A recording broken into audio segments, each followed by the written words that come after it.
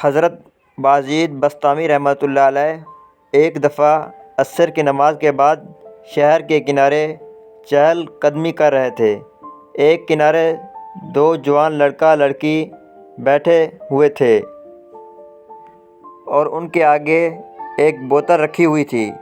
حضرت نے سمجھا کہ یہ دونوں شام ڈھلنے کے انتظار میں ہیں اور بدکاری کرنے والے ہیں اور ان کے سامنے شراب رکھی ہوئی ہے۔ سوچا کہ جا کر ذرا ان سے پوچھ لوں۔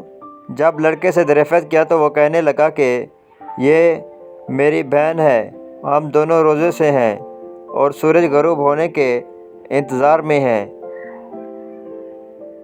بوتل میں زمزم ہے اور ہم سید خاندان سے ہیں۔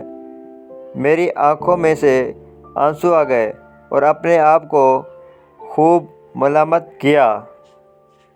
کسی سے نفرت کی وجوہات میں ایک وجہ بدگمانی بھی ہے، کیونکہ بدگمانی کرنے والے کو اتنی توفیق نہیں ہوتی کہ پوچھ لیں کہ یہ کام آپ نے کیوں کیا ہے۔